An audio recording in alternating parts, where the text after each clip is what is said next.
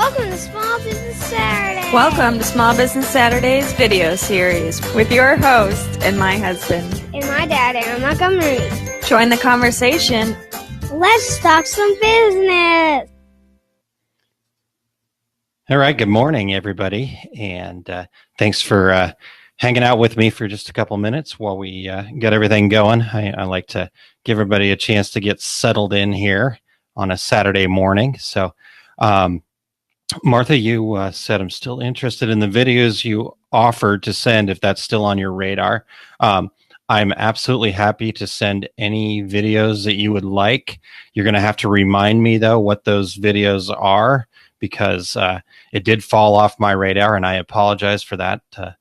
If you know me, Martha, and I always have way too many things in this fire at one time, and way too many sticks in the fires. Thank you, Martha. Yes, the intro makes me smile too. My wife and little guy, I'm a lucky dude. So let's get into this. And Martha, yeah, absolutely. Tell me what you were thinking about. And I, again, apologize for totally missing that. I'll start off by just kind of apologizing for my scratchy voice, a little bit of a tired look going on this morning. I am a massive volleyball nut. That's kind of one of my passions outside of this and some of the other things that I do. But volleyball's been a part of my life for a long time. And Amazon Prime now is streaming like 8-9 hours a day of the AVP, the volleyball, the Association of Volleyball Professionals, beach volleyball stuff. And they're in New York this weekend. So much to my wife's dismay, I was up until about 2:00 last night watching volleyball for, 6 hours. But, oh yes, Martha. So we talked about the difficulty of dealing with artwork, and you said you had some videos that would help. Absolutely. I know exactly what we're talking about now. Yeah. I will, pull that stuff together. And here, put that up there. I will pull that stuff together after this and try to get them over to you today. Thank you for the reminder. In fact, I'm going to make a note. This makes for a good show, but I don't want to forget again. All right, good. Yes, that is. Martha's got some good stuff for me this morning. Thanks a lot. Is that why your eyeballs look like volleyballs? Yes, that's true. Okay, so. I did shower though, so we're all good. All right. But I've got a fun topic that I really want to share with you today, and something that again, like I said, something that I've been working on myself quite a bit. You always want to be doing this, but I've really tried to dig in lately to this, and a couple weekends ago, I kind of had a weekend to myself, and had an opportunity to really sit down with some of this stuff. So, I want to talk about goal setting today and kind of the importance of why in that process. So, as all good stories go, we want to start with why. And the reason I've got this little Amazon link up there, I just got a shortener for it, is that is a place where you should go and check it out. It is a book, and it's called Start With Why. Anybody that's heard me more than a couple times has probably heard me talk about a guy named Simon Sinek. I've read his books, and I really enjoy what he has to say and his thought process behind things. And one of his first books that really kind of became a big hit is this book, Start With Why. So if you see that link down below me there, that'll take you right over to Amazon. And you can actually buy that book in all sorts of different formats. In fact, I need to figure out some way to give away one of those books. So if you guys have any good ideas for a fun giveaway, start posting them up there. It may just default to you, Martha. So congratulations. But yeah, so it's a book that I suggest you read. But the reason I suggest you read it is that it is really important to kind of get our why. And sometimes that can be a little bit of let me back up. It's really important to get our why before we dig too deep into some goal setting and realistic goals. We talked not too long ago about SMART goals and how to create those and those kinds of things. But without a why, you're kind of a rudderless ship. And when we talk about why, it can be at lots of different levels. It can be, it can be big picture. I want to change the world. I want to do these things. I have these whys of why I get up every day, and what it is that drives you and motivates you.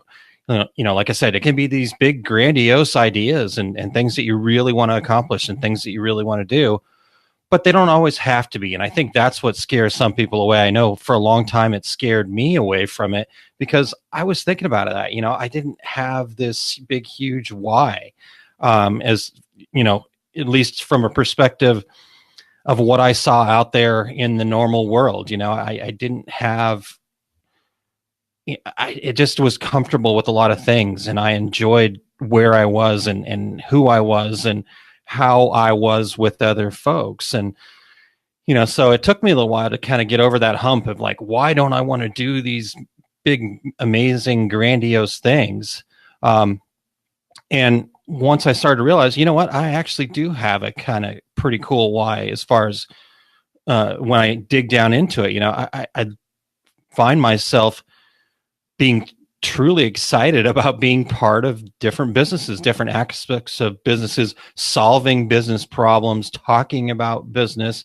I've grown up that way. My dad was an entrepreneur, CPA that turned into fine art dealer that turned into a log home business that, whatever.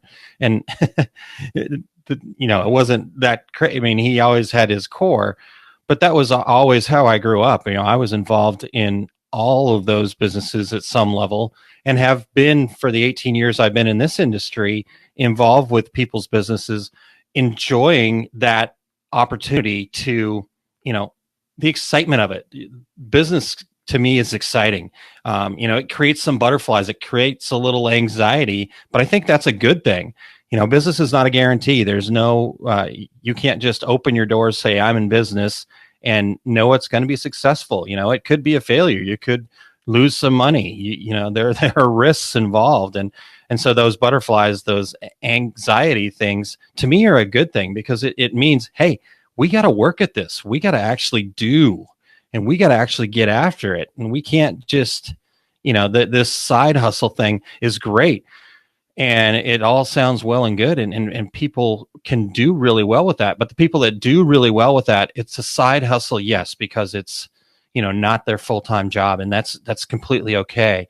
But it's what they're passionate about. It's what they think about when they're at work and that downtime that they have between one project to the next. So those things are really good. That excitement of it, all of that. And so that kind of became my why I do the things that I try to do and why I'm trying different things all the time, because I want to get to that place where I feel really comfortable with my why and feel like I'm achieving that. So that's my kind of big soapbox deal about why. I think if you'll read Simon's book, Start With Why, you will take a lot from that, and that really helped me kind of turn the corner on some of my why issues that I just talked about.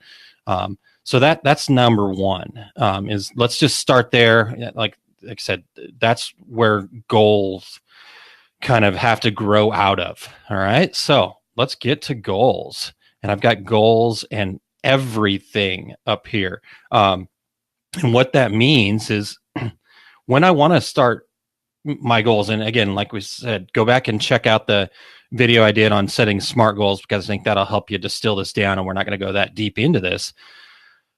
But when we start this process, though, before we get to that SMART goal stage, our goals can kind of be a little bit difficult. If we just sit down and I want to write out, got on the board behind me here, goals 1 to 5. And I want those 5 things to be the, I can't go into goal setting with immediately writing a final draft, and that's kind of another problem that I ran into when I got myself stuck on some of the goal setting is like, oh my God, these are my goals. This is what I'm going to live by. This is what I'm going to be shooting for. These have to be perfect. Well, that wasn't actually true. what these had to be was I had to get everything out. Had to get all of the things that I wanted to do with my life, with my family, with my business ventures, with my friends, with my athletic adventures, from volleyball to bowling to the other things that I've, enjoyed throughout the course of my life. I needed to get all that out of there, out of here onto, there. And so making a big list and just going for it.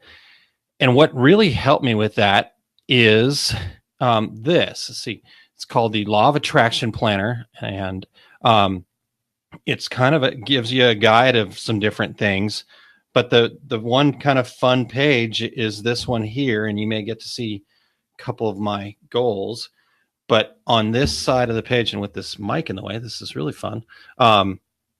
It kind of tells you, look at all of your goals from, health, family, money, fun and recreation, career and business, relationships, personal growth, spirituality, put all of those things. So this really helped. And then it said, I'm just going to read this to you because I think this is really good, and you don't even really need this, but you could, there's a bunch of other reasons to use this thing, but there is a page here next to creating harmony on all levels called goal setting. And it says, if there was no limit to what you could do, be, buy, or become, what would you do in the next 20 to 50 years? If you could not fail, what would you do? Do not try to be realistic, and do not set SMART goals in this instance here. Instead, set big goals and big visions for your life. List 50 top goals that you want to achieve in all areas of your life. And it's those things we just talked about: health, relationships, works, business, etc. And just list those things out. And, I'm like, okay, we can do that. Let's just go crazy. I got things like have a house in Australia, to take my son Keegan overseas, take my other son Lewis to Scandinavia. I mean, we're way out there. We're all sorts of crazy, be able to play volleyball until the day that I die. All these stuff. And this is great, and I'm like, oh, I'm cruising. I got through about 30, and all of a sudden I'm like, oh, wow, I hit a wall here, so, from there, I just had to keep going. And so it was really, really powerful to be able to do that. So, using the Law of Attraction in this planner book, in fact, let me toss a link into the comments section here. That will take you to it. And again, just made a short link. And so that's now up in the comments section of the videos. So head over to that link and check that book out. So that was kind of part of the process. So list all those things out. Now that's kind of on a personal level, but there's business goals and stuff in there too. And so let's bring this back and let's talk about that from a business goals perspective. So I would suggest doing that same thing with your business. Do you want to someday be, the biggest business, or maybe your goals are more modest than that, which is totally fine. Either way is completely, in my mind, appropriate and the right thing to do. Maybe you just want to be the best at what you do in your niche, or maybe you want to be at a point where you make enough profit in your business that you can give back to a cause that's important to you, or things like that. So again, go to those goals, list all those goals out in a big, crazy way. I've got this whiteboard behind me here, and I've used that quite a bit to just write everything down. Just write it all down. It doesn't matter. Just get it all out. And then from there, let's take those goals and set them and find some realisticness within it and pick out, okay, yep, that's something that's maybe 10 years down the road, but this is something I can do this year, or this is something I can do over the next 3 years, and start picking those things off the list. And then once you've picked those things off the list, now start with the ones that are most achievable right away, slide that over into what we talked about with the SMART goals, and then make that an actual goal, make that a SMART goal, something that you can measure, something that's relevant, something that's timed, all of those things that we talked about. And then you're ready to go. So there we go. That is my take on it. If there are any comments or suggestions or thoughts, and here's a good one. Martha said, I always wanted to visit Australia. Me as well. Mine actually came from Martha. When I was in high school, we had an exchange student that lived with us for a summer, and maybe it was even longer summer. I'll have to ask my mom and dad. I can't remember exactly now, but he was from the Gold Coast of Australia there in the Sydney area. And he was such a cool dude. Maybe it was the fact that, no, I wasn't in high school. I was in junior high. He was in high school, and boy, he immediately showed up and was friends with everybody and was just cool and laid back. And man, I was like, Australia is the place for me. So have not gotten there yet, but I plan on doing it soon. So, there we go. There's a goal. And how do I get to that goal? Gotta work at it. All right, guys. Awesome. Thank you so much for your time. And almost forgot.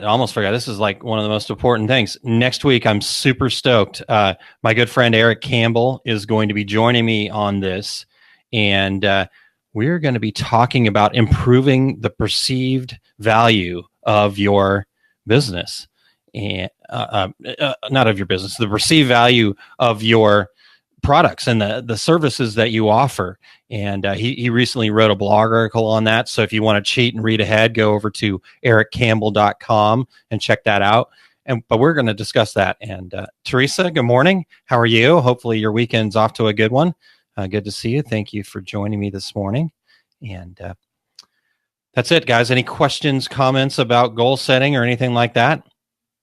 If not, tune in next week, same time, same location, and I'm going to have Eric Campbell with me, so it should be a good conversation. Knowing Eric and I, we could talk a lot, so you may want to get an extra cup of coffee with you next week. All right? Everybody have an awesome weekend. Thanks so much.